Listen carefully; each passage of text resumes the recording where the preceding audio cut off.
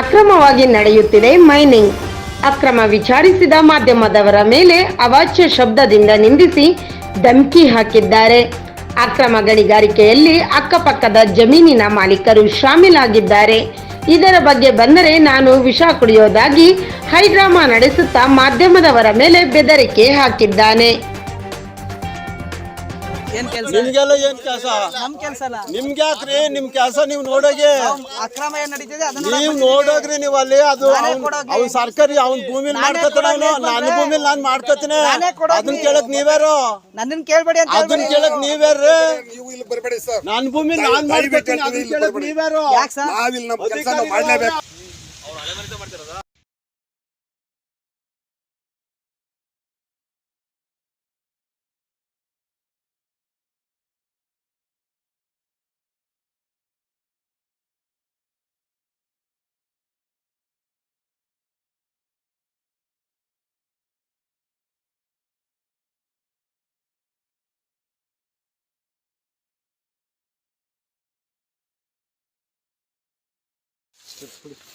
ಈ ಕಡೆ ಬಂದ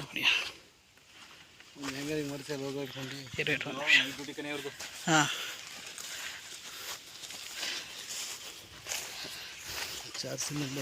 ಒಂದು ಗಾಡಿ ಎಲ್ಲಿ ನಿಲ್ಲಿಸ್ಕೊಳ್ಳೋದು, ರಾತ್ರಿ ಕಳ್ಳತನ ಮಾಡಿ ಕಳಿಸೋದು. ಹಾಂ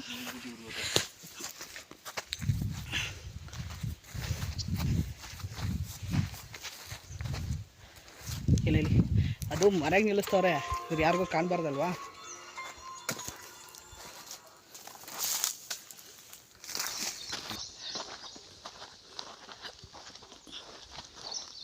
ನಮ್ಮ ಕಡೆ ಕಲ್ತಿರೋ ಬಂದು ಹೇಳ್ತೇನೆ ಇದೆ ನಿಲ್ಸ್ಬಿಟ್ಟಿವಿ ಅಂತ ಅಂದ್ಬಿಟ್ಟು ಅವರು ಕಲ್ಲು ಅಂತ ಏನು ಕಾಣ್ತಿರ್ಲಿಲ್ಲ. ಎಲ್ಲ ತೆಂಗಿನ ತೋಟ ಐತಲ್ಲ, ತೆಂಗಿನ ತೋಟ ಕೆಳಗಡೆ ಅಂತ. ಸರ್ ಸ್ವಲ್ಪ ಮುಂದೆ ಬನ್ನಿ. ನಾವು ಬರ್ಬೇಕಾ? ಅಲ್ಲಲ್ಲ, ಹೋಗಿ ನೀವು ಮುಂದೆ ಹೋಗಿ. ನಿಮಗೆ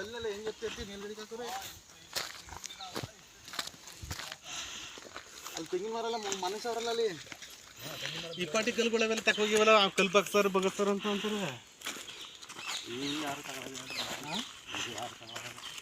ಏನು ಉಪಯೋಗ? ಈಗ ಈ ಕಲ್ಲಲ್ಲಿ ಇಲ್ಲೇ ಬಿಟ್ಟಿದ್ದಾರೆ ಸರ್. ಹಾಂ ನೋಡಿ, ಎಲ್ಲಿ ಬಂದು ಗಾಡಿ ನಿಲ್ಲಿಸ್ತಾರೆ. ಮಾಡಿರೋದೇ ಅಕ್ರಮವಾಗಂತ ಅಂತಂದ್ಮೇಲೆ ಅವ್ರು ಮಾತಾಡ್ತಾ ಇದೀವಿ. ಸೆಕ್ರೆಟರಿ ಅವರು ನಾವು ನೀವೇನ್ರಿ ವಿಡಿಯೋ ಹಿಡಿದಂಗೆ ಪ್ರಶ್ನೆ ಮಾಡಿದಕ್ಕೆ ಪ್ರಶ್ನೆ ಮಾಡಿದ್ರೆ ಬಿಟ್ಬಿಡ್ತಾರೆ. ಮಾತ್ರ ಏನಾರು ಆದ್ರೆ ಮುಂದೆ ನೋಡ್ಕೊಳ್ಳಿ. ಆಗುತ್ತೆ ಇಲ್ಲ ಈ ಜಾಗದಲ್ಲಿ ಆಗುತ್ತೆ ನೋಡ್ಕೊಳ್ಳಿ. ಇಂಥವ್ರು ಎಷ್ಟೋ ಜನ ಆಗವ್ರೆ. ಮಾಡ್ರಿ ಇನ್ಸ್ಪೆಕ್ಟರ್ಗೆ ಮಾಡಿರೋದೇ ಅನಾಯ್ಕಲಕ್ಕೆ ಇದು ಅಕ್ರಮವಾಗಿ ಮಾಡ್ಕೊಂಡು ನೀವು ಅದು ಇನ್ಸ್ಪೆಕ್ಟರ್ ಮಾಡಿ ಒಂದು FIR ಹಾಕ್ಸಿ. ಇದು ಗಣಿಗಾರಿಕೆ ಮಾಡಿ 2 ಲಕ್ಷಕ್ಕೆ ಕಲ್ಲು ಮಾರಾಟ ಮಾಡ್ತಾವ್ರಿ ಈ ಜಮೀನವರು ಅಕ್ರಮವಾಗಿ. ಹೆಸರೇ ನಿಮ್ದು? ಇದೇ ಊರವ್ರ ಅಕ್ರಮವಾಗಿ ಇಟ್ಕೊಂಡು ಇಷ್ಟ ಮಕ್ಕಳು ಊರದ್ದ ಮಾತಾಡ್ತಾರೆ. ಚಿರತೆ ಹಿಡ್ದಾಗ ಬರ್ಲಿಲ್ಲ ಚಿರತೆ ಬಾಯಿ ಬಿಟ್ಟಾಕ್ರಿ ರೇ. ಏನ್ ಅಕ್ರಮ ಕಲ್ಸಾಕ್ಸ್ತಾರೆ? ಅದಕ್ಕೆ ಇದಿಲ್ವಾ ನಿಮ್ಗೆ? ತಲೆ ಜ್ಞಾನ ಇಲ್ವಾ? ಏನೋ ಆತ್ಮಹತ್ಯೆ ಮಾಡ್ಕೊಂಡು ಎದುರ್ಸೋದು ಹೆದರಿಕೆ. ಇದು ಆತ್ಮಹತ್ಯೆ ಮಾಡೋನು ಹೋದವನು ಹೋಯ್ತಾನೆ. ಹಾಂ, ರೈತ ಕಳ್ತನ ಮಾಡು ಅಂತ ಹೇಳೋಣ ರೈತಂಗೆ. ಮಕ್ಕಳು ಬಂದ್ಬಿಟ್ಟು ನೀವು ಆಯ್ತು ಅವಾಗ ಹಗ್ಲತ್ ಮಾಡಬೇಕು ಕಲ್ಲು ಸಾಗಣೆ. ಹಾಂ,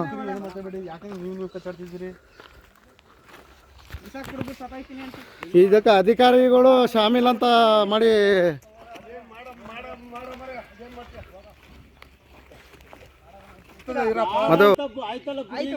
ಅಂತಂದ್ಮೇಲೆ ಅವ್ರು ಮಾತಾಡ್ತಾ ಇದೀವಿ. ಸೆಕ್ರೆಟರಿ ಅವರು ನಾವು ನೀವೇನ್ರಿ ವಿಡಿಯೋ ಹಿಡಿದಂಗೆ ಪ್ರಶ್ನೆ ಮಾಡಿದ್ರೆ ಬಿಟ್ಬಿಡ್ತಾರೆ.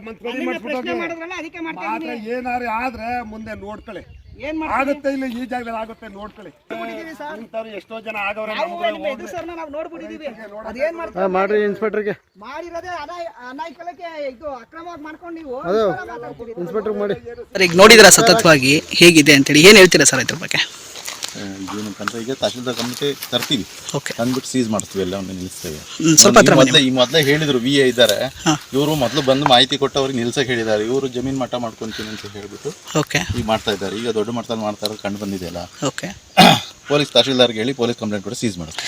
ಸರ್ ಈಗ ಬೆಳಿಗ್ಗೆ ನಡೆಯುತ್ತೋ ಕೆಲಸ ರಾತ್ರಿ ನಡೆಯುತ್ತೋ ಅಂತ ಗೊತ್ತಾಗ್ತಿಲ್ಲ. ಅಟ್ಲೀಸ್ಟ್ ಈಗ ಇಟಾಚಿನವರು ಮುಂದಿನ ಕ್ರಮವಾಗಿ ಕದ್ದು ಕಳೆದಂಗೆ ನಿಲ್ಲಿಸಿದ್ದಾರೆ. ತಹಶೀಲ್ದಾರ್ ಹೇಳಿ ಸೀಸ್ ಮಾಡಿಸ್ತೀವಿ ಈಗ.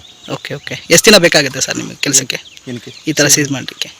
ಇವತ್ತಿಗೇನೆ ಇವಾಗ ಸೀಸ್ ಮಾಡೋದು ನಮ್ಮ ಮುಂದೆ ಮಾಡ್ಬಿಟ್ಟು ಪರ್ಮಿಷನ್ ಕೇಳಿ ನಾವು ಪರ್ಮಿಷನ್ ತೊಗೊಂಡು ಮಾಡಿ ಅಂತ ಹೇಳಿದ್ವಿ ಅವ್ರಿಗೆ. ಏನು ಹೇಳಿದ್ರು ಮೇಡಮ್ ಅವರು?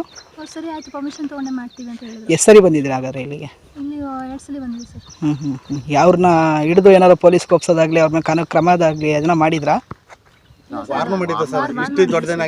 ತಪ್ಪಲ್ವಾ ಆ ಥರ ಮಾಡೋದು? ಬರೀ ವಾರ್ ಮಾಡಿಬಿಟ್ಟು ಅಂದರೆ ಪದೇ ಅವ್ನು ತಪ್ಪು ಮಾಡ್ತಾನೆ ಇರ್ತಾನೆ. ಇದು ಏನಂತಂದ್ರೆ ಯಾಕೆ ಸುಮ್ಮನೆ ಸೈಲೆಂಟ್ ಆಗಿದ್ರಿ ಅವತ್ತಿಂದ ಹಾಗಾದ್ರೆ? ಅವರು ಪಾರ್ಟಿ ಜಮೀನ್ದಾರರು ನಾವು ಮಂಟಿ ಕ್ಲೀನ್ ಮಾಡ್ಸ್ಕೊತೀವಿ ಅಂತ ಹೇಳಿದ್ರು. ಅದಕ್ಕೆ ಪರ್ಮಿಷನ್ ತಗೋಬಾರ ಗಂಟ ನಿಲ್ಸಿ ಅಂದ್ಬಿಟ್ಟು ಸ್ಟಾಪ್ ಮಾಡಿಸಿದ ನಾವು. ಓಕೆ